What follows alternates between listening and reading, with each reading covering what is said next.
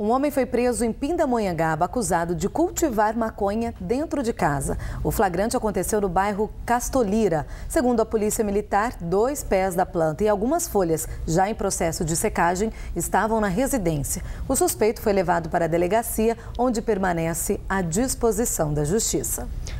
O sol ardeu de novo nesta terça-feira, né? Fez 37 graus em São José dos Campos. A boa notícia é que uma frente fria se aproxima da região. Veja aí na previsão do tempo.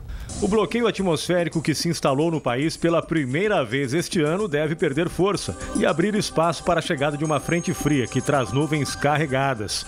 As chuvas serão duradouras e podem ocorrer temporais com trovoadas e rajadas de vento. Mesmo assim, as temperaturas permanecem elevadas. Mínimas de 12 graus em Campos do Jordão, 18 em Guaratinguetá, 20 em Taubaté e 23 graus em Ubatuba. Máximas de 31 graus em Cunha, 35 em Cachoeira Paulista e Caraguatatuba e 38 graus em São José dos Campos. Na quinta-feira, pode chover a qualquer hora, devido à mudança na direção dos ventos para o quadrante sul. Em Ilhabela, mínima de 25 e máxima de 32 graus. E com esse todo calor aí, até parado a gente transpira, né, Márcio? Pois é, bendito seja o ar-condicionado aqui no estúdio, verdade. né, Jana? Pois é, mas o ideal mesmo seria água e sombra e água fresca. Só que isso não é possível, né? A repórter Renata Barangoni foi ver então a rotina de pessoas que literalmente suam a camisa no trabalho.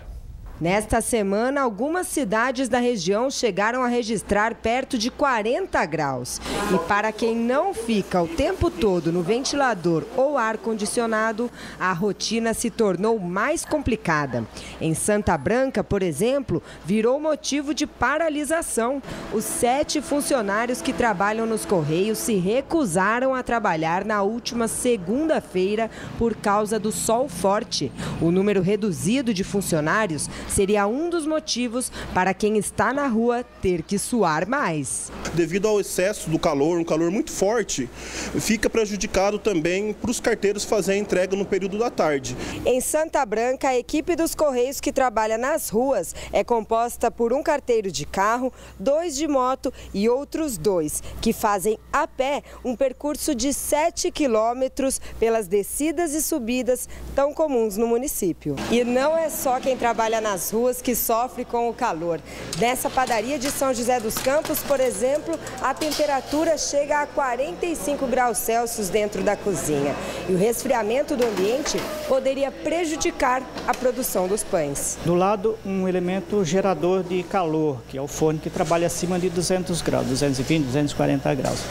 E, de outro lado, você tem um ambiente que é parcialmente fechado. As condições que a gente tem e que pode fazer é manter um ambiente mais aberto, mas permita a melhor circulação de ar e uma melhor ventilação. De vez em quando eu pego uma água gelada, ponho um pouco de gelo com água gelada ali, de vez em quando bebo um pouco porque é muito calor aqui.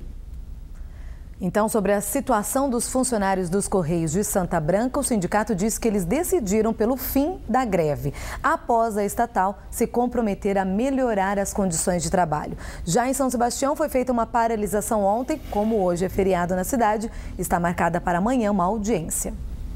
Por causa desse calorão, em média, 25 pessoas são internadas por dia no estado de São Paulo com desidratação. Segundo o levantamento feito pela Secretaria Estadual de Saúde, crianças e adolescentes até 14 anos de idade representam 37% dos casos.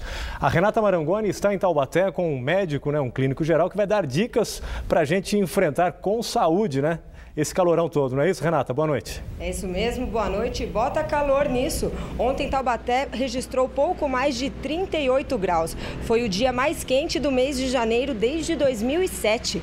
Quem vai nos dar algumas dicas sobre como suportar esse calor é o doutor Ounei Fontes, que é clínico geral homeopata. Boa noite, doutor. Quais as principais dicas para o verão? Boa noite, Renata. Primeiro, hidratar-se bem, tomar bastante água. Segundo, procurar usar protetor solar. Terceiro, cuidado com os alimentos. Procurar evitar alimentos condimentados, alimentos muito salgados, fugir do açúcar, que aumenta mais a sede, e procurar alimentos, principalmente saladas e frutas. E, finalmente, atividade física só ou pela manhã ou à noite, evitar no horário de pico. E o protetor solar só serve para ser usado quando o sol estiver forte?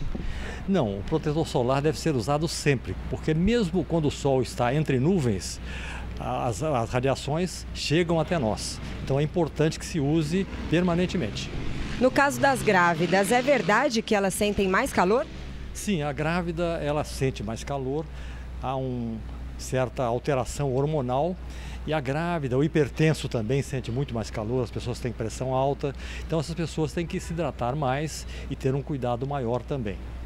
E no caso das mães que estão amamentando, é preciso tomar mais água? Isso influencia na formação do leite? Sim, elas precisam tomar mais água, evidentemente que elas estão nutrindo não só a si, como também ao lactente, ao bebê que está sendo amamentado. Então ela tem que ter um cuidado maior, tomar mais água e ter uma alimentação também bem natural. E o bebê que já mama na mamadeira, ele precisa tomar mais água? Como funciona? Ele também precisa tomar água, não em tanta quantidade, mas evidentemente que a criança também, aliás, um cuidado maior tem que ser com as crianças e com os idosos. E os idosos, principalmente, eles não sentem muita sede, daí a importância de, mesmo sem sede, oferecer água para os idosos. O mesmo vale para as crianças. Ok, obrigada pelas informações. Voltamos ao estúdio. Obrigado, Renata. Boa noite para você. E no próximo bloco, São José vence de novo e segue em terceiro lugar na Liga Feminina de Basquete. E Gabriel Medina fala sobre a morte do surfista de Santa Catarina. São 7h10, a gente volta já já.